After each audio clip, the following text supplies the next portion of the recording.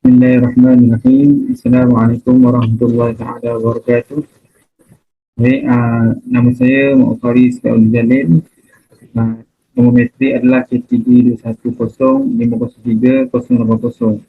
Jadi, saya membuat perbincangan dalam khusus pembangunan sosioekonomi Malaysia. Dengan tajuk pilihan saya adalah implikasi pendatang asing dan pemindahan teknologi. Di bawah pensyarah masalah kita Encik Aina Afrika binti Kasim.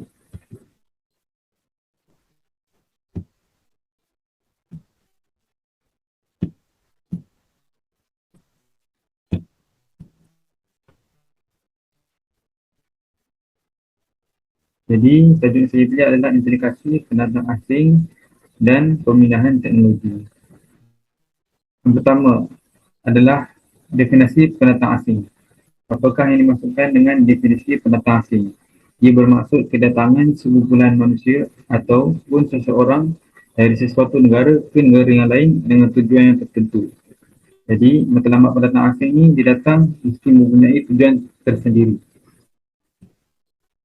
Kemudian, kategori pekerja asing terbagi kepada dua, iaitu yang pertama adalah pekerja yang datang secara sah, iaitu pekerja yang datang melalui Undang-Undang Malaysia yang telah dibenarkan oleh pihak atasan dalam Malaysia. Yang kedua adalah pendatang asing tanpa izin atau dikenali dengan nama singkatnya adalah parti. Jadi, apakah yang dapat dimasukkan dengan pekerja yang datang secara sah? Apakah yang dapat disimpulkan dengan pekerja yang datang secara sah? Jadi, pekerja yang datang secara sah itu adalah pekerja yang datang yang mempunyai permit masuk negara. Jadi, negara kita iaitu negara Malaysia telah menyediakan penubuhan pusat kelulusan setempat atau nama singkatan dia adalah OSC, untuk pengurusan pengambilan pekerja asing. Jadi, Malaysia juga adalah antara 10 buah negara teratas yang tersenarai sebagai pengkaji warga asing yang tertinggi di dunia. Jadi mereka ni adalah ditugaskan di Malaysia sebagai bekerja dalam pelbagai sektor yang bergaji rendah seperti pembinaan, pekerja kilang dan pembantu rumah serta pertanian dan lain-lain lagi. Jadi oleh sebab itu Malaysia menubuhkan pusat ini iaitu OSC sebagai satu pusat di mana tempat-tempat pendatang asing dapat memasuki negara dengan secara halal iaitu secara sah. Jadi mesyuarat JKKPA kali ke-33 adalah masa 5 Julai 2005 memutuskan supaya pusat kelulusan setempat iaitu One Stop Center ditubuhkan di KHEDN ataupun nama sebenarnya singkatan daripada Kerajaan Hal Ehwal Dalam Negeri untuk memproses permohonan majikan yang lengkap dan layak mengambil pekerja asing dan meluluskan permohonan pada hari yang sama. Jadi pusat kelulusan ini ditugaskan untuk mengutip semua majikan ataupun pendatang asing supaya dapat memberi peluang kepada mereka bekerja di dalam negara Malaysia. Jadi fungsi ataupun peranan yang dimainkan oleh pusat ini adalah menguruskan pekerja asing Kementerian Dalam Negeri. Jadi kewujudan pusat kelulusan setempat ini juga adalah selaras dengan hasrat kerajaan untuk mempraktikkan tadbir urus yang baik serta mengurangkan birokrasi, seterusnya meningkatkan mutu penyampaian perkhidmatan kepada orang ramai. Seterusnya, mesyuarat JKKPA iaitu parti kali ke-10 pada 1 Julai 2013 pun telah bersetuju supaya peranan pusat kelulusan setempat iaitu OSC ditambah baik seperti yang berikut. Pertama adalah semua kelulusan pekerja asing hanya dibuat di OSC saja, yang di mana semua urusan ataupun perkara yang melibatkan pendatang asing ataupun pendatang dari luar hendaklah ditumpukan pada satu tempat saja, iaitu OSC. Kedua adalah semua agensi kawal selia akan menempatkan pegawai masing-masing sepenuh masa di OSC, iaitu pihak imigrasi telah menyediakan agensi kawal selia ini dengan lebih ramai dengan sepenuh masa, supaya tidak ada peluang ataupun alasan bagi pendatang-pendatang asing yang berada di luar sana tidak mendapat peluang ataupun masa ketika nak membuat rayuan tentang mendapatkan permit masuk negara. Jadi bila kita cerita tentang permit masuk ini, permit masuk negara ini adalah satu permit yang membenarkan warga asing untuk masuk dan berada di Malaysia melebihi tempoh sah laku pas sedia ada. Jadi permit masuk ini juga dikeluarkan berdasarkan kepada Seksyen 10 Akta Immigration 1959/63. Jadi kesemua permohonan permit masuk adalah dikemukakan di Jabatan Immigration Malaysia, dan sekiranya pemohon tidak berpuas hati dengan keputusan permohonan, petisyen rayuan daripada penama sendiri hendaklah dibuat kepada Menteri Dalam Negeri. Jadi tempoh dia adalah dalam masa 30 hari daripada tarikh surat penolakan. Jadi petisyen-petisyen adalah perlu mengemukakan rayuan dengan dokumen-dokumen yang telah diminta oleh pihak imigrasi tersebut. Kemudian kita gerak pada kategori yang kedua, iaitu parti.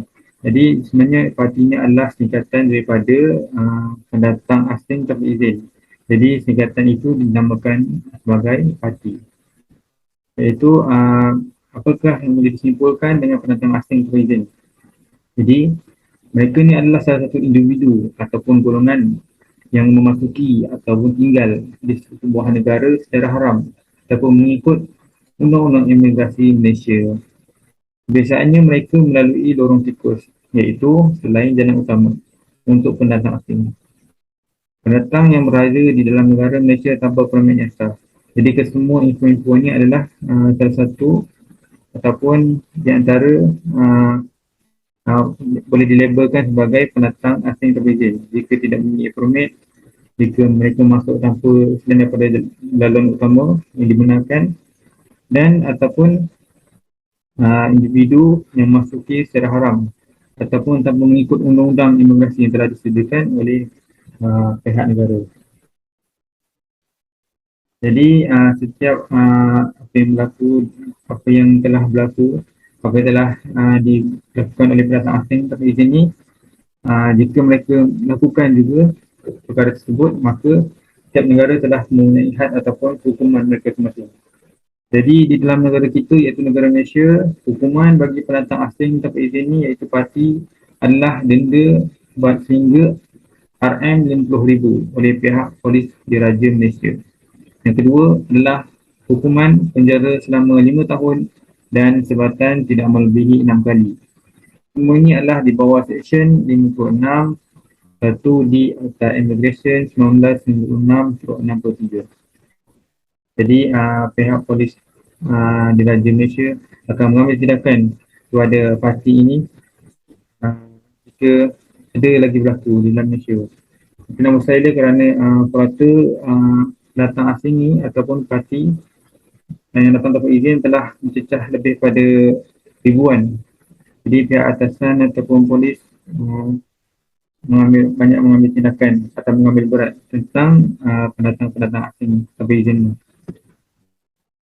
Kemudian seperti yang kita ketahui, setiap pendatang asing yang datang adalah salah satu undangan dari Malaysia kerana untuk meningkatkan kemajuan ataupun meningkatkan mutu ataupun boleh dikatakan meningkatkan ekonomi negara dalam sektor kewangan dan juga sosial.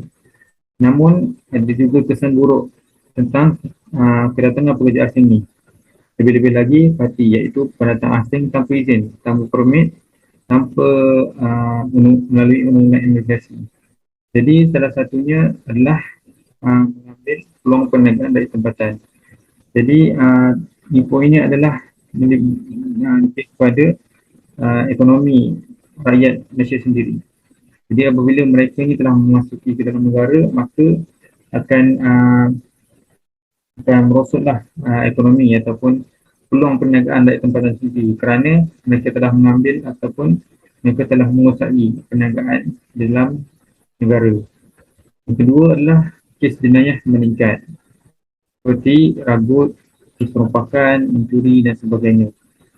Jadi bila mereka telah masuk ke izin tanpa ada permit, tanpa ada pengetahuan atau perizinan, maka kes-kes ini akan berlaku, akan jadi lebih dahsyat lagi. Jika mereka membuat puak ataupun kelompok mereka sendiri. Dan yang ketiga adalah tingkah laku negatif boleh berlaku seperti pergaduhan yang mengakibatkan kematian. Jadi tidak mustahil jika kes jenayah mampu meningkat ataupun melonjak dengan ribuan mangsa. Tidak hairan juga kepada tingkah laku mereka, tingkah laku negatif seperti pergaduhan yang kadang juga boleh mengakibatkan kematian. Jadi kesemua info di sini sebenarnya banyak telah berlaku di negara, dan bukan ini saja yang keburukan yang ada, malah lebih lagi yang berlaku di negara kita. Semua ini adalah antara dunia sahaja. Kemudian kita berpindah kepada pemindahan teknologi. Jadi sebelum kita memahami ataupun memasuki dalam pemindahan teknologi ini, kita perlu mengetahui apakah definisi pemindahan teknologi tersebut. Jadi definisinya adalah usaha. Pemindahan teknologi ini adalah usaha mengimport atau membawa masuk peralatan dan pengetahuan seperti kemahiran, tata cara dan teknik asing demi meningkatkan daya produktiviti industri tempatan. Jadi pemindahan teknologi ini yang kita faham bukanlah dari segi kemodenan saja, daripada segi elektronik dan sebagainya, tapi ia juga boleh disimpulkan dengan membawa masuk peralatan ataupun pengetahuan, lebih-lebih lagi kemahiran, tata cara, teknik. Jadi kesemuanya adalah boleh dikategorikan sebagai teknologi, yang di mana kesemua negara saling bertukar-tukar pendapat supaya mereka dapat idea yang baru untuk memajukan negara mereka masing-masing. Jadi setiap apa yang berlaku ataupun apa yang kita buat mestinya ada tujuan ataupun matlamat tersendiri. Begitu juga dengan negara. Jadi tujuan negara dalam pemindahan teknologi dalam tanah air kita adalah salah satunya dapat meningkatkan pengetahuan dan kemahiran tenaga kerja tempatan. Jadi bila kita bertukar-tukar ataupun berkongsi ataupun membawa masuk teknologi, tidak mustahil juga pengetahuan atau kemahiran tenaga kerja tempatan kita makin meningkat ataupun makin menonjol daripada negara-negara jiran yang lain. Kedua, dia dapat mempercepatkan pembangunan industri. Apabila teknologi telah menguasai negara, dalam masa yang sama, sedar tak sedar, dia telah mempercepatkan pembangunan industri negara. Ketiga, dia juga dapat memiliki jentera-jentera hebat seperti mesin manual, dapat mempercepatkan pengeluaran hasil pertanian. Jadi apabila kita moden ataupun canggih dengan teknologi, atau boleh dikatakan dengan celik teknologi ini, dengan jentera-jentera hebat seperti ini dapat mempercepatkan lagi pengeluaran hasil pertanian dengan mesin manual. Yang kelima adalah teknologi moden, iaitu komputer. Itu tugasnya dapat mempercepatkan pemprosesan data. Jadi tidak mustahil atau tidak pelik lagi lah jika di setiap rumah itu mempunyai kurang-kurangnya satu komputer, printer ataupun satu komputer. Kerana ini sudah menjadi satu benda yang biasa bagi satu perkara yang normal bagi negara kita. Dan kesemuanya mempunyai komputer untuk memajukan individu sendiri. Kemudian iaitu dapat menggunakan bahan-bahan mentah negara dan dapat dieksploitasi dengan lebih cekap. Kemudian membawa kepada perkembangan pesat dari segi kemudahan di pasar auto seperti jalan raya, lebuh raya, jalan kereta api, bekalan elektrik dan sebagainya. Jadi seperti yang kita ketahui, Malaysia ni kaya dengan bahan mentah seperti minyak, bahan galian, petroleum, dan sebagainya. Jadi dalam masa yang sama kita dapat mengeksploitasi yang lebih cepat lagi kepada negara-negara yang lain. Kemudian wujud kesan rantai yang positif seperti pertumbuhan sektor ekonomi dan sebagainya. Jadi apabila kita saling bertukar-tukar teknologi ataupun membawa masuk teknologi daripada negara luar, dan masih sama kita telah menghubungkan rantai yang positif sendiri yang seperti pertumbuhan sektor ekonomi dan sebagainya. Yang terakhir sekali, ia dapat membuka peluang ekspor yang baru kepada negara. Dan semua ini adalah tidak bukan peluang kepada negara atau mereka kepada sendiri dalam memajukan negara.